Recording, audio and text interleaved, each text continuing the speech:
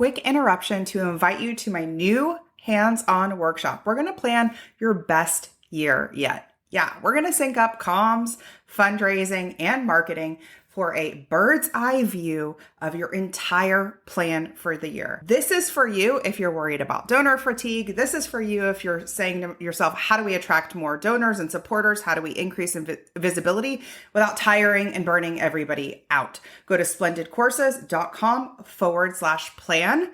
Spots are limited because we have an intimate group coming in this hands-on workshop. You're going to leave with my template completely filled out and ready to rock.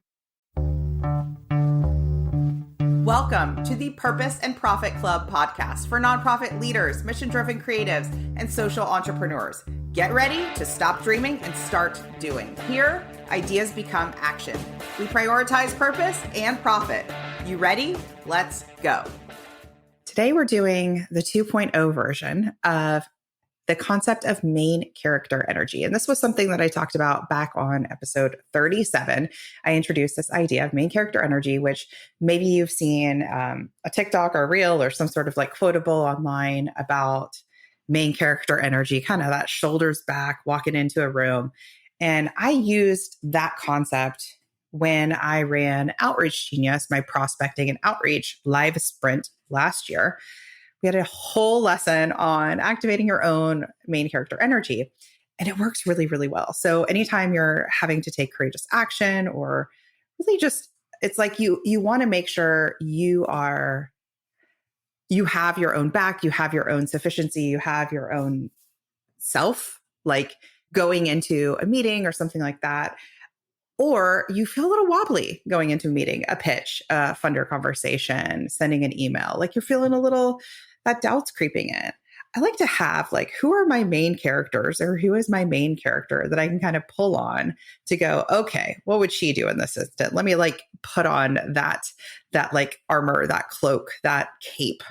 So I wanted to do a 2.0 version of this because of a situation I experienced. And also because I realized that it can feel a little far to find your own and build upon your own main character energy if you're an introvert. So if that's you, listen to today's episode. So I was going through my show notes and I asked ChatGPT to list some examples of introverts who have main character energy. And the whole thing just froze, which made me kind of giggle because it's like, yeah, it's kind of like they're polar opposites, because my go-tos for main character energy would be like a Beyonce, right?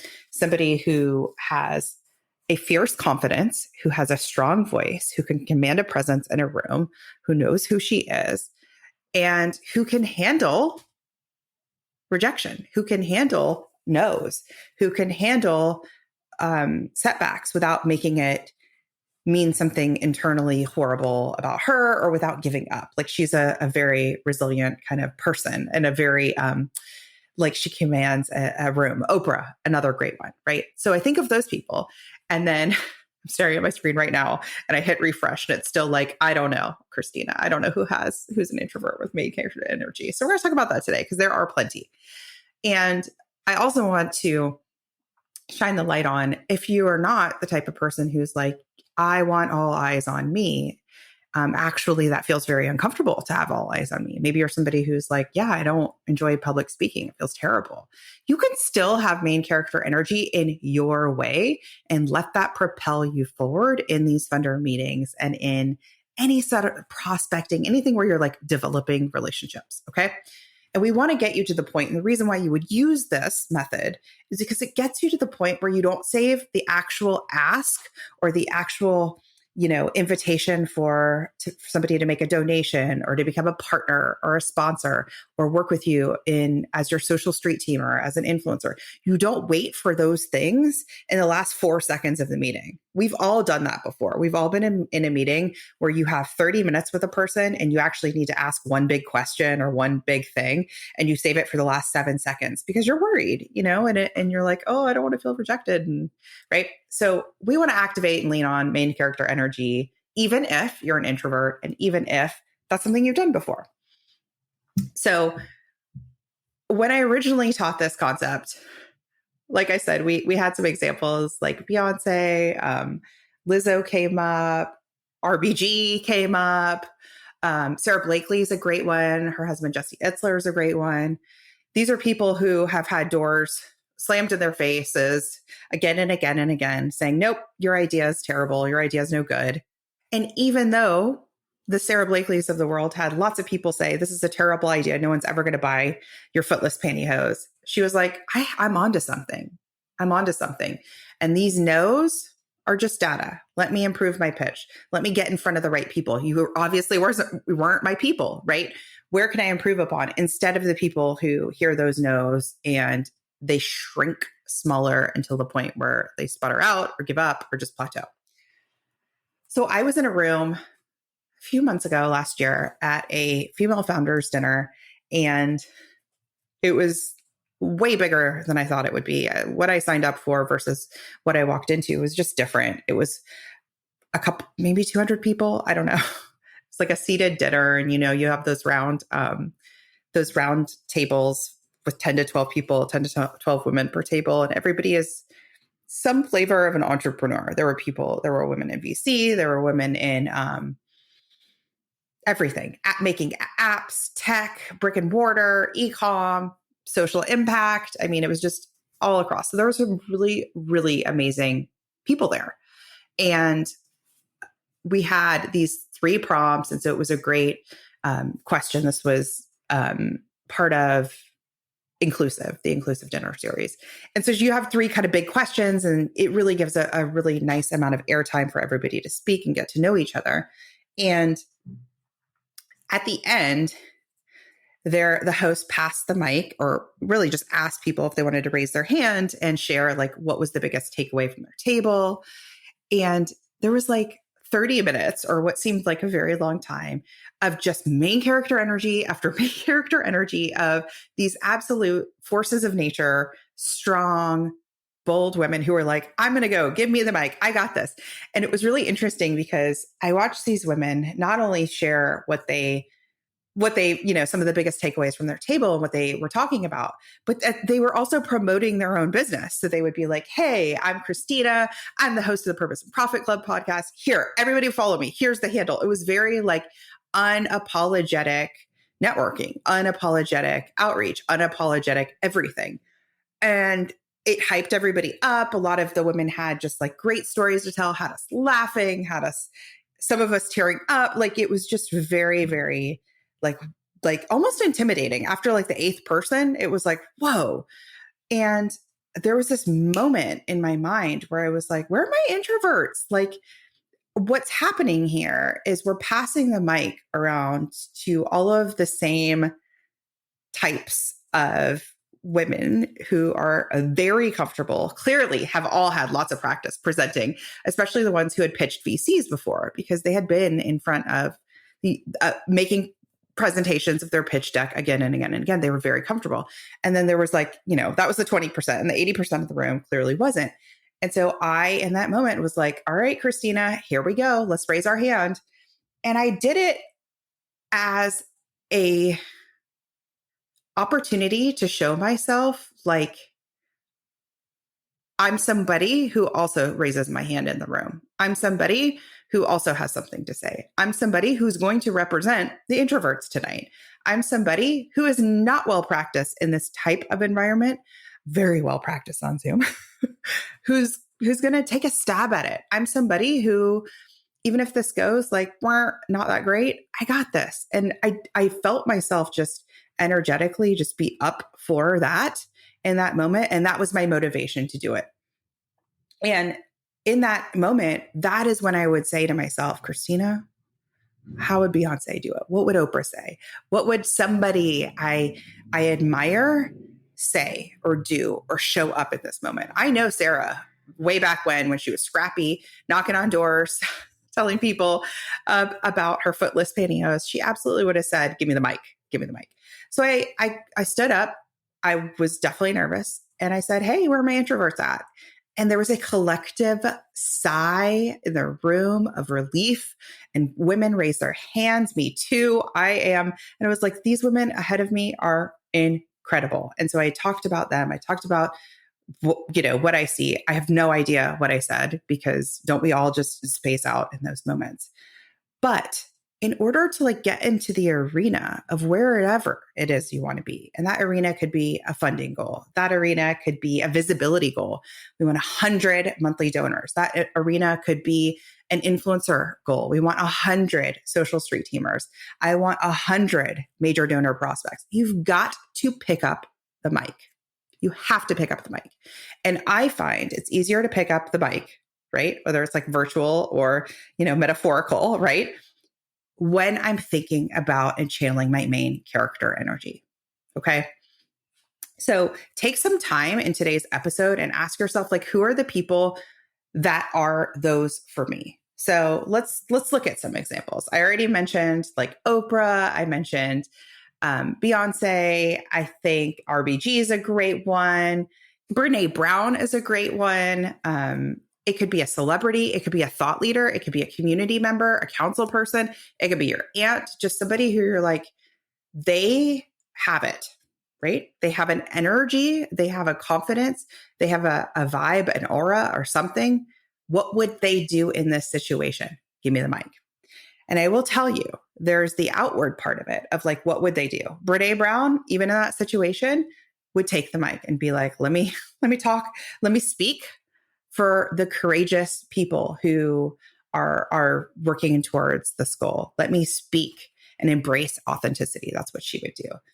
The other piece that she would do, and we know this from her TED Talk that went crazy viral, is she would be very, very honest. She would not say the thing that she thinks people want to hear. She would say the thing that's true. Glennon Doyle is another example of that, right? So that honesty, that radical honesty, by the way, is how you develop profitable, valuable relationships with your donors, supporters, followers, and super fans. That, right? When we actually let the guard down, we let the wall down, we let the authenticity shine. The other piece of it is when she gets up there and she takes the mic, or she makes the pitch in the donor meeting, or she asks for the meeting itself, and she fumbles. She maybe doesn't say exactly what she hoped or practiced or wanted to say. She talks kindly to herself in the process. She also talks kindly to herself after the process. And I do think that introverts in particular, maybe we struggle with this a little bit more because we're in our head a little bit more naturally, right? And because it takes a little bit more energy to be the person who is commanding the presence, who is taking the mic, even if it's just a one-on-one coffee, right? That can feel energetically hard. So it's really important to decide before you actually sit down in the donor meeting how you're going to treat yourself when you fumble on the words. If you fumble on the words, if you forget to mention the program, if you forget to do X, Y, or Z. So I like to decide that ahead of time. Go back to the Courage Sandwich series if you want more tips on that. That was a while back. And the other piece is, how am I going to talk to myself afterwards? So no matter what happens. So using Sarah Blakely's example, even if I have the 100th person say, no, I will not make these footless pantyhose for you. It's a terrible idea. How am I going to talk to myself afterwards? And, she's a self-made billionaire because she figured out that piece. She figured out, I'm going to talk to myself kindly. I'm going to use the no as data. I'm going to keep going. I'm going to keep going. And it's the same thing in this, whether it's you want to speak on a stage or you want to invite maybe a group of prospects to attend a virtual meeting with you so you can tell them about your program, right? How am I going to treat myself before, during, and after the process so that whether or not my goal happens, I am still forward focused. I'm still building on the momentum of having had the meeting in the first place. Because isn't that the first step, is taking the mic, stepping into the spotlight? That's the first step. And it's such a big step. And it's such an important part of your growth. So take some time to notice some of the thought leaders, like I said, or even personal friends, family members, authors you admire, and ask yourself, how can I lean on them? There is a book by Vanessa Van Edwards, and I really love it. It's called Cues. And she says she was a former awkward person. And so she talks a lot about, just starting conversations and, the science of being an introvert and things like that. And she would be a good person to think about as like, okay, what would Vanessa do in this instance, right? How would she show up? And now, I mean, she's on the conference speaker circuit. So she has a habit for preparing for that before, during, and after process. But the value here is really, really important. People will be attracted to the personal brand and authority and expertise that you share with them. This is the same concept, by the way, that I teach in my email marketing program, Easy Emails, right? Is we want a peek behind the curtain, right? We want to know the day-to-day or week-to-week challenges, or that Zoom call you just had with somebody in programs. Like, we want to know what it's really like. We don't want the completely glossed over, the completely stripped down version of your mission, your cause, and something that it's like it's like not easy to permeate, right? We want to connect with you. The fastest, easiest, best way to connect with you is when you let people in. And letting people in does require some main character energy. It requires finding finding a way to be comfortable in the spotlight, whatever that is. The spotlight can be your words. The spotlight can be a donor meeting. The spotlight can be a phone call. So it helps to build that piece. It helps to set you apart and your organization apart as exceptional in the industry you serve versus, hey, here's what we do in our sector. And there's like 5, 10, 20 other organizations that do this. No. How is what you do exceptional? How is what you do different? How is what you do more nuanced? How is what you do faster? How is what you do more upstream, right? And actually speaking to the cause of this need in to begin with. Also, this just popped into my head. When you start to think this way, when you start to lean on some main character energy, even if you're an introvert, it actually puts you in the room and elevates your self-concept and your organization's self-concept. So I'm thinking of an organization that I've worked with. And one of the things they started doing was working with other, whether it would be thought leaders, journalists, industry experts to come in and talk about that have a like-minded overlap with the cause area they serve, right? So imagine you're in healthcare and there is like a top doctor. This one comes to mind. You're in women's health and there's a top menopause expert. And it's like having your own main character energy to not say to yourself, well, we're just a small nonprofit. How am I going to get in front of her? Versus there is something very valuable here and there is something very valuable there. There's a huge alignment and I'm going to pitch a collaboration. I'm going to pitch a workshop. I'm going to pitch a guest interview. I'm going to pitch a guest blog. I'm going to talk about collaborating with her, right? It actually elevates your own concept of your organization, your mission, and gets you in the room where maybe you didn't have a seat at the table before. So it's like you create seats at the table when you are leaning on this main character energy. So coming up very soon, we are doing the live version of what brought this all on to begin with a few years ago of my sprint. It's called Outreach Genius. This is my prospecting and outreach program. I run it inside the Purpose and Profit Club. So you have to be in the Purpose and Profit Club to join us. We will link in the notes here so you can get all of the information and get on the wait list for the club. And in it, we do what I call a sprint. And a sprint is, to me, it's a short period of time where we're going to do high impact activities together in prospecting and outreach. And I teach it in 2 different ways. So we prospect using your sphere, your circle of influence, people you know, okay? People you know. And then we also prospect outside. So just as that doctor example, that would be outside, right? We don't currently have a relationship with this thought leader, this expert, this person. So we do it from inside and outside your sphere of influence. So we find out who are those prospects. I get you outreaching to those prospects very, very quickly. The last time I ran this, after 2 sessions, one person had upgraded a donor. I believe it was from $2,500 to $125,000. I got to go back and look. Another person after one session got a $10,000 gift. These are not like unicorn crazy examples. This is the power of like collectively coming in for one specific purpose in a sprint. I love a sprint for this, where you're just like, all right, here we go.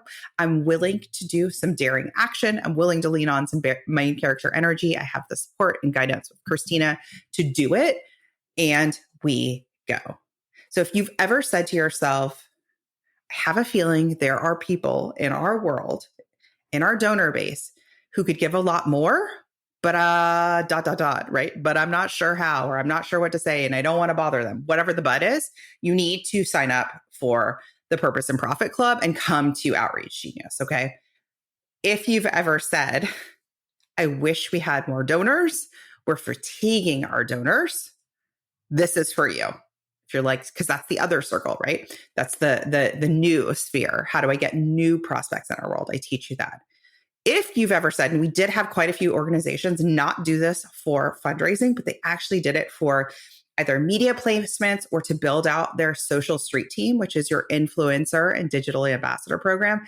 A sprint is great for this, because what are we doing in those scenarios? We are prospect and outreach.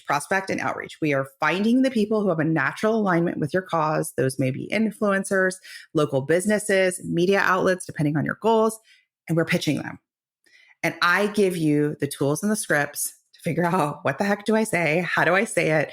And how do I talk kindly to myself before, during, and after the process? It is a pretty high impact, like short-term intensive. I love it. So, you know what I'm picturing right now? That couch to 5K. It's like the couch to 5K. It's like 0 to 5K. Here we go. So come join us, sign up for Outreach Genius, and take some time to figure out who are some of the main character energies that I want to lean on in Outreach to come. I'm Sharon Yan. See you next time. Hey, high achiever. I know your sights are set on ambitious, world-changing goals. In the Purpose and Profit Club group coaching program, you can get the support, motivation, and strategy to accelerate your impact. I like to say it's where the inner work meets big impact and big funding. Go to splendidcourses.com/waitlist, and you will be first to be notified when we open up doors, and you'll get special bonuses when you join our waitlist. See you inside.